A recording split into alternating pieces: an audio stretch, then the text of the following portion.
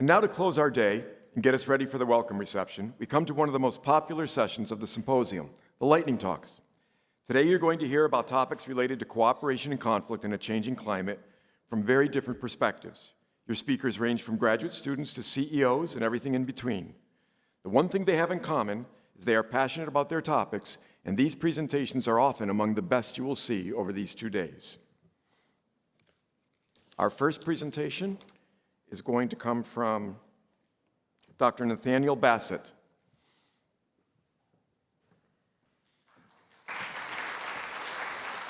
Thank you for still being here. Appreciate it. I want to start off by focusing on the cooperation part of things. You can read these slides, you can reference them in the video, you can look at them elsewhere, but going off script a little bit, I want to zoom out and think about how do we really generate knowledge, right? What perspectives do we bring to the table?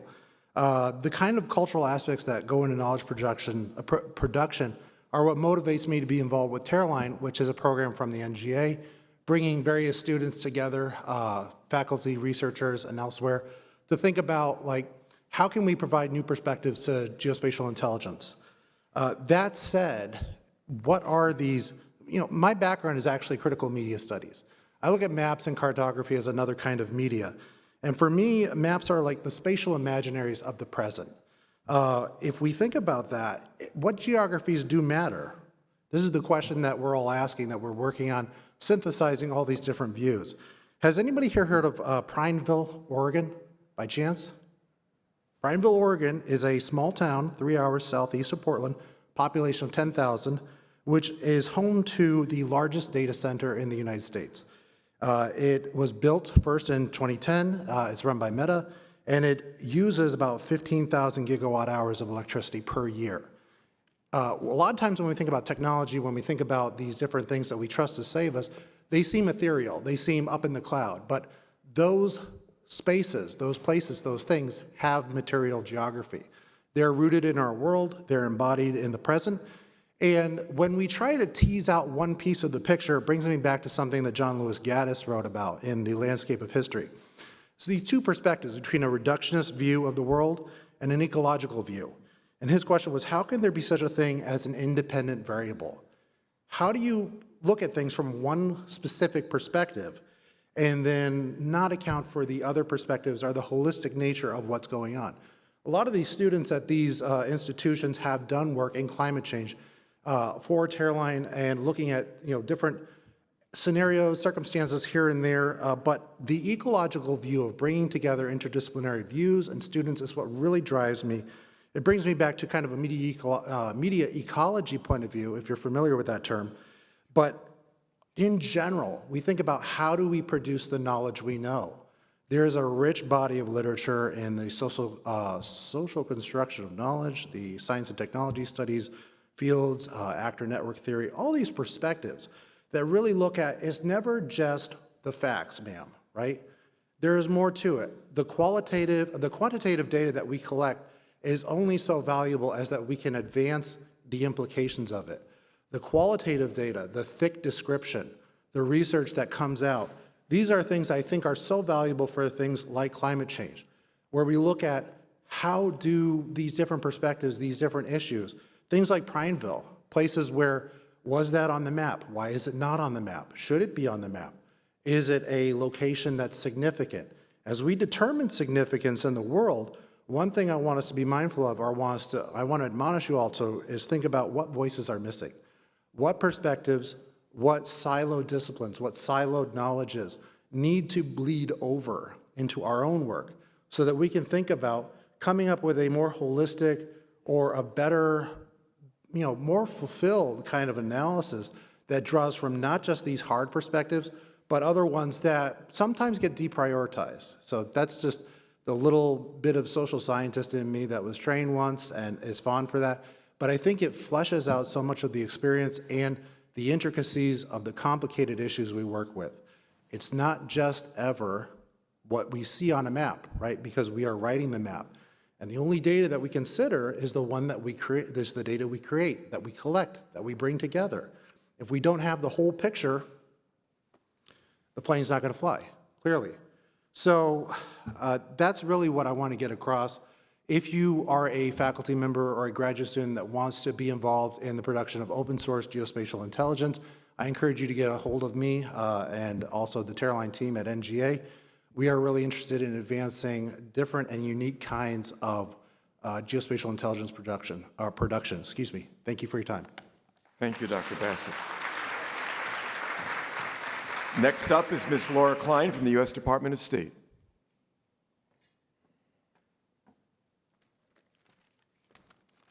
Good afternoon. My name is Laura Cline. I'm at the U.S. Department of State, where I'm a geographer and senior humanitarian analyst in our Humanitarian Information Unit, which is part of the Office of the Geographer. I want to share with you some of the sort of humanitarian analysis that we do today, where we look at global trends and forced displacement, and we try to also drill down at the country level to look at some of the worst humanitarian crises at countries and regional levels, so that policymakers have the information that they need to understand these situations in a clear and concise way. We do this often through our infographics, so what I'm showing you here are a few of these. This was created back in 2023, so just last year. We were at 108 million people displaced forcibly. So these are people displaced by conflict, displaced because of one of 5 reasons of persecution that they felt. If you add the people that were displaced globally within their own countries for disaster purposes, that was about 8 million as well. In 2024, just even as of April, we're at 120 million people displaced. That's 40 million more than there was 4 years ago in 2019. If you look at the geographic distribution of where these people are displaced, in 2022, we had the massive displacement due to the Ukraine crisis. However, that wasn't the largest displacement crisis this year. The top 5 or 6, Syria, Afghanistan, Democratic Republic of Congo, Venezuela, Colombia, these are situations that have been going on for over 10 years now. This is protracted displacement, but the humanitarian community is continuing to respond as if these are, recent emergencies. The humanitarian community can't continue to do that. What you see here is the funding. The funding that's coming in is the dark green, what the donors are able to provide, but the funding needs are in that outline, those outlined bars. UNHCR is making difficult decisions, trying to keep the costs down, trying to prioritize the need, but obviously with the displacement going up, the need still is increasing. So there's a lot more discussion among UN leaders these days about the humanitarian development and peace nexus. And what we, as geographic analysts, need to understand is we need to start finding out in more innovative ways that we can support these decision makers and these policy makers. And because there's a variety of actors that are involved, and they're to include private sector even now, and there's a lot broader group that's coming together. The geographic distribution of where the need is in most of the places where people were displaced from. A lot of times people displace internally or maybe move to neighboring countries. One of these displacement situations that we looked at in 2021, we pulled together an interdisciplinary team for the first time that, in my experience, we were pulling together climate, we were analysts, political analysts, humanitarian and geographers. We were looking at combining somewhat disconnected data sets so that we could look at climate, demographics, herding, farming. What we saw here with the correlation was that the herders were moving earlier and coming into conflict with herders. This has also been occurring in 2021 in Sudan. And this summer, when we started looking at Sudan for the food insecurity situation, we realized, yes, they've had recurring droughts over multiple decades. Yes, they have increased variability with rainfall that is affecting the flooding. But that's not the whole story here. So what we were able to do was we were able to create a bivariate analysis that you see here, where we looked at the highest incidence of food insecurity combined with the highest incidence of displacement. A conflict that's been going on for over a year and a half now. Now there are 9 million people displaced in Sudan. You see some of the worst of the situation is concentrated there in the west, in that Darfur area. There's a lot of conflict still going on in that area, currently displacing folks. There's also a lot of inability for humanitarians to get in there and to provide supplies. We wanted to give our policymakers a chance to have a decision advantage. When we were looking at this summer, we recognized that these blue circles were where roads from where humanitarian convoys would come from Chad across the border. All of those roads would be cut off during the rainy season that was taking place there toward the end of the summer and early fall. Only the Adre crossing there would be the one that allowed aid through. At the time, it wasn't open. Our policymakers were able to negotiate and to allow the authorities allowed it open. ICRC, I pull this up because they've been doing analysis on humanitarian situations and looking at climate issues for at least 5 years now. They just started by mapping villages that they thought, okay, they're going to be affected by climate, they're probably going to have migration, so we need to map the roads and understand where these villages are, and OpenStreetMap and other tools. However, 5 years later, we're now using this data for humanitarian analysis. As geographers ourselves, consider what the sort of analyses that we can do and that we can pull together and innovate now will be needed in 5 years, 10 years, or even 26 years. So we need to get started now. Thank you for your time. Happy to chat with anyone else at the end. Thank you. Next up, Dr. Kuishuang Feng from the University of Maryland. Hello, everyone. It's my pleasure to be here. Today, I will introduce my talk actually from a very different perspective, particularly regarding to the inequality. So when we talk about the global wealth, basically 1% of the global wealth owned by 1% of the richest people own half of the wealth. And also we have close to 700 million people that still live in the extreme poverty. When we talk about the poverty of the upper middle income, we still see, billions of people there. And with the current progress, we will unlikely to reach this end poverty goal by the Sustainable Development Goals. So when we look at the distribution, we see that poor 50% only contribute 10%. In terms of emission, riches 1% contribute 15%, and the richest 10% contribute actually half of the emissions. But we look at actually half of the population, they are still within the global budget, but we do see the great inequality in terms of carbon footprint.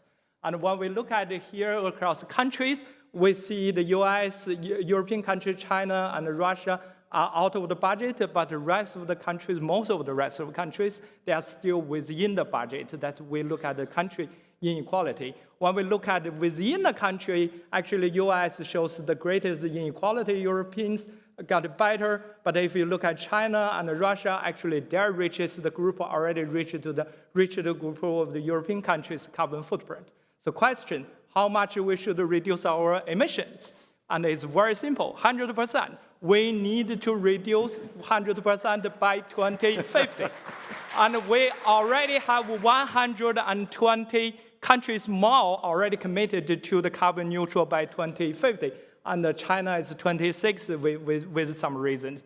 And we need those 4 pillars, okay? Decarbonization of the power sector, fuel shift in the transportation sector, improve the energy efficiency, preserve our natural habitats, increasing the natural sink. But however, we have to have the carbon price to be able to achieve the carbon neutral, and here is the price, 40 to 80 tons by 2020, and also about 100 tons by 2050. However, it hurts the people who are voting, right? So here we look at the indirect effect of the price. Actually, most of the poor people, they consume the product that will experience a lot of price increase. Here we look at the disparity. And we see that the climate policies, particularly regarding the carbon pricing, will hurt the poor people the most in terms of share of their carbon, their family budget, which are very clear because they need all the basic food and the clothes. However, good news is that we only need to recycle small proportion of that revenue to be able to protect the lowest income groups. And with Latin American countries, we only need 25% of the carbon tax revenue to protect the poor. And if we have this poverty-targeted schemes, we can see that actually poorest group, they will have an increase of their incomes, but actually richest people, they are not affected much, only less than 1% of their income. And in terms of coverage, we see that poverty targeted rebate will ensure the poor people get the money, but not the rich people. If we tax the luxury goods with the social assistance developed during the COVID, we will be able to reduce 42% of the global extreme poverty. And in terms of the inequality reduction, and we should be able to reduce about 15% of the inequality, which is very promising. And just summarize, there are huge differences in the carbon footprint between and within a country, and the carbon footprint in a high group is certainly the problem, and particularly, the lifestyle they set up, and climate policy may potentially hurt more people to the poor people. And recycling just a small fraction of the revenue actually can protect the poor people, particularly the vulnerable ones. And revenue-neutral carbon tax may potentially reduce the inequality and reduce the poverty. Existing social protection, not perfect, but we do see, like a COVID time, developed the social assistance program could use as an example to recycle the carbon tax revenue and to protect the vulnerable group. Thank you. Thank you, Dr. Feng. And next is Dr. Varvara Krechetova from the World Bank. Good afternoon. Thank you for having me here. I will talk briefly about approach to managing global common, which is blue economy. So you might heard this term when you talk about sustainable development goals or discussions on climate change, and sometimes people think that blue economy is an ocean economy. But actually it's different. Blue economy is an approach how we manage users of marine and coastal resources and those resources themselves. I will not recite all these facts about the ocean. We just understand that it's very important. It feeds and provides income for 3 billion people, and on the coast, we have 1/3 of global population. And by define, blue economy approach looks both in marine areas and coastal areas. Marine areas is quite easy to define, but for coast, we look into areas that are with depths up to 50 meters, and depending on how deep the economy of this territory and connected to the sea, and depending on the relief of the coast, it can go up to 100 kilometers inside. So next we will have a series of flash slides about how much pressure we have now on our oceans and coasts. So, and while looking at them, we just have to stress that marine and coastal economies, not only they contribute or cause all this heavy pressure, they also suffer from it. And we know that if we lose the ecosystem services that provided by ocean and coast, if we deplete their resources, if we have a lot of coastal erosion and pollution, this can decrease productivity of marine and coastal sectors or eliminate them in some areas, and this would be devastation for the population. Addressing these issues requires special and systemic approach, which is geography, basically. Yes, and blue economy by design is this approach. It promotes development of marine and coastal industries and areas in a way that is sustainable for both environment and ecosystems, people, and economic development. It considers all these sectors, economy, population, and ecosystems, with their interlinkage as a whole. It aims to solve 3 types of conflicts. First of all, the most obvious conflict is between our preservation of ecosystems, adaptation to climate change on the one hand, and then economic development and needs of the population. The next level of conflict is between industries themselves. For example, if we have needs for marine protection areas, and then we have shipping, tourism, or aquaculture, they all want the same lots along the shore. And the lowest level is within sectors. For example, if we want to have aquaculture farming, and we have to choose what we are going to farm, seaweed or fish. So blue economy has 2 main instruments. First is integrated legislative and governance framework for marine and coastal areas, and second is marine spatial planning.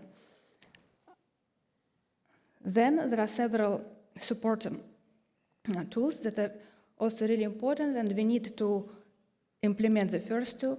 These are national accounting for marine and coastal sectors and value of ecosystem services. It's very important to, when we do a cost-benefit analysis, it's something that is very difficult if you don't know how much value you place on environment. Then it's also blue economy finance and sustainability risk monitoring. So the two main geographical tools in blue economy are marine spatial planning and integrated coastal zone management. They both focus on just different sides of this blue economy. They both are iterative public processes, multidisciplinary, multi-agency, and they need to be specially reviewed. World Bank defines marine spatial planning as spatially and temporally explicit allocation of scarce marine resources and services to competing users.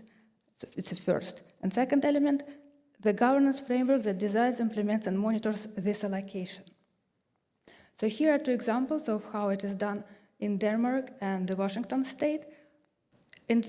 Overall, in the world, we have about 100 examples of marine spatial planning, but only few are actually implemented, and one is the European Union, several countries, and the most developed countries. As we can see, both have these two elements. First, baseline data that are mapped, so we can allocate where we want to develop what are zones, and special. And second part is rules. How do we make decisions for future uses of these marine and coastal areas so we avoid conflicts, so we can monitor sustainability risk, and can be sure that we achieve our sustainability goals. Thank you. Thank you, Dr. Krechetova. And now Mr. John Lesko from the George Washington University. Hello, folks. My name is John Lesko. I am a master's student at George Washington University.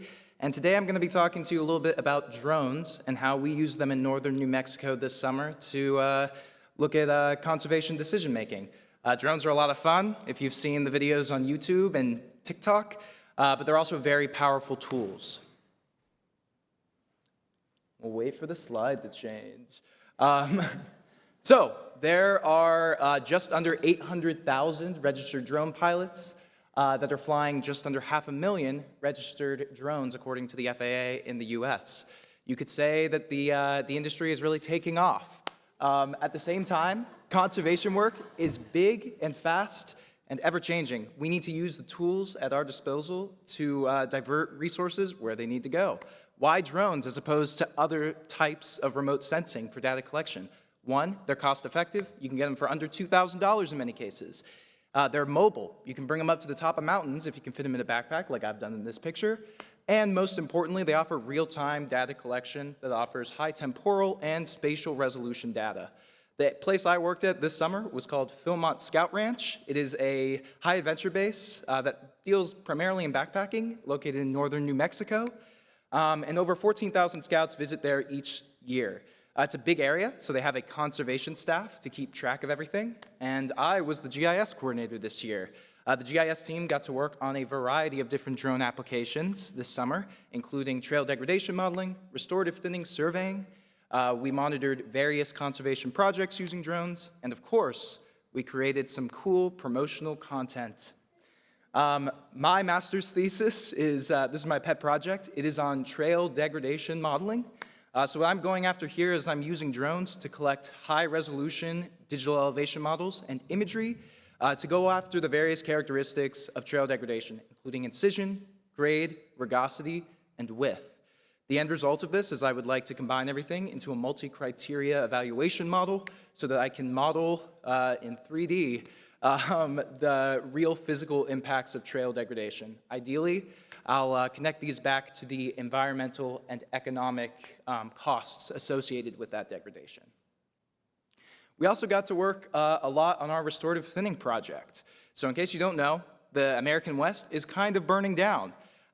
This is due to a combination of climate change and fire suppression over the last 100 years. What some landowners are doing quite controversially is they are doing a technique called restorative thinning. This means that they are cutting down about 1 in every 3 trees from their forest stocks.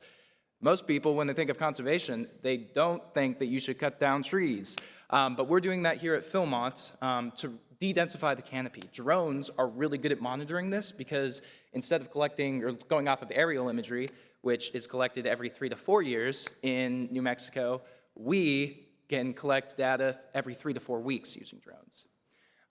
We also used drones to track various conservation projects, including trail building projects, stream restoration projects, meadow encroachment projects, and wildlife counting projects. A lot of these are documentary in nature, so what we're doing is we are looking at before and after photography to compare that change over time. That's exactly what we've done with the picture on the top left. We are the Boy Scouts after all, so we had some Boy Scouts come out and fly some drones and take before and after pictures of their stream restoration projects. We also use drones to do things like count elk herds and to create base maps for prescribed burn planning. Of course, we created some cool drone videos. My mentor, when I first got into the drone business, said everyone loves a drone landscape photo from 400 feet up, and you can't mess it up. I have before, but besides the point, I think that the reason that drones are so captivating is because they offer a difference in perspective. One of the coolest projects we got to work on this summer was doing an informational video about the restorative thinning project that we were working on. Controversial, like I was saying, but drones are kind of used to communicate this complex theme to decision makers, fundraisers, and scouts alike. There are many challenges and lessons learned from being a drone operator. I call them frustratingly fun, emphasis on frustratingly. Decision maker buy-in is required with the logistics and funding. You need a lot of batteries, but if a picture is worth 1,000 words, the drone-derived apps, videos, and models could write a whole novel. I think it's in the billions. In conclusion, there are a ton of applications of drones, especially for conservation purposes. I think a testament to that is the number of missions my team and I flew this summer, 30 plus, and we're just asking for more. So I really hope that us as geographers can embrace these new and upcoming technologies, and I think drones are definitely one of those. Thank you so much for your time. Thank you, John. And finally, Mr. Faiyad Rishal from Auburn University.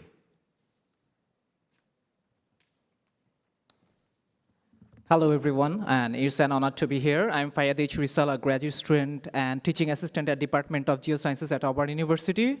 And today I'm going to present our research on heat action plans, how it can be improved in South Asian cities. And I'd like to thank my committee members, Dr. Mitra, Dr. Behut from Auburn University, and Dr. Islam from Jahangirnagar University, Bangladesh. We all know the story. Urbanization is happening, so the rural-urban difference, heat island effect, and 55% global population and 230 million people living in South Asian cities are facing enormous health impacts, environmental impacts, economic impacts, as well as social impacts.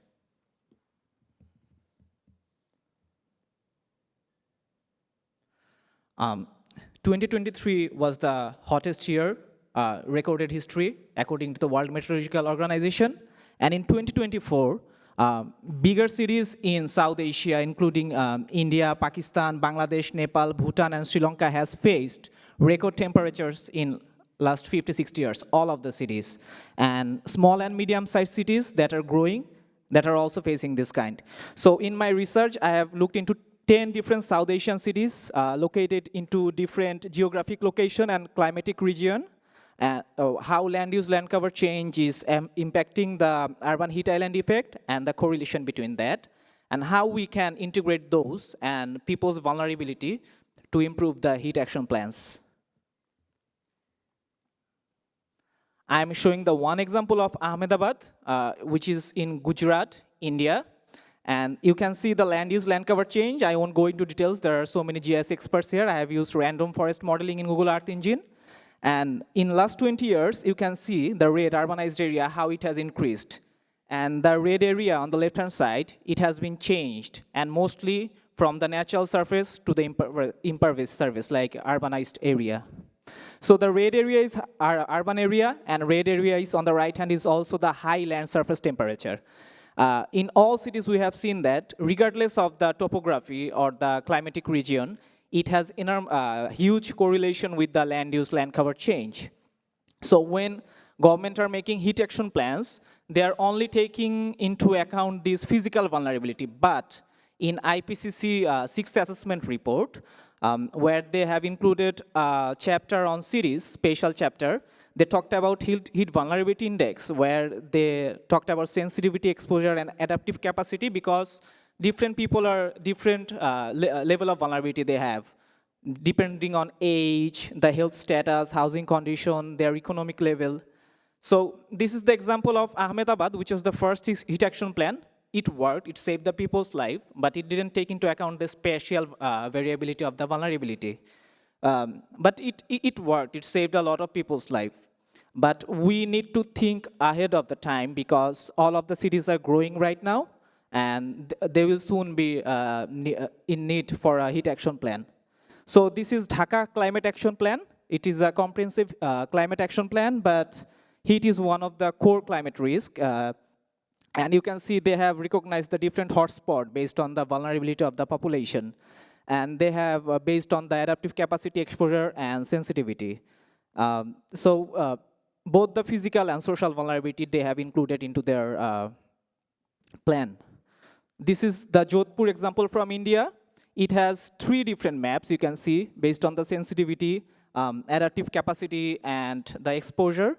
And they have also integrated those 3 maps and planned based on which area need more resources when there is extreme heat waves. So finally, these are the few good and bad examples, but what's the way forward for us? First of all, there is no data. When I tried to build a heat vulnerability index, which I'm still trying, we need the data in the first place, and this needs to be integrated both the people and the place, both the physical and the social vulnerability, and it has to be long-term. Not only the when heat wave is happening, but also how can we mitigate those impacts in next 20 to 30 years or so on. So thank you very much, everyone. I'm Faiyad H. Rishal. If you would like to collaborate in this research, here's my QR code if you want to join in LinkedIn. And it's an honor to be here. Thank you very much, everyone. Thank you, Faiyad.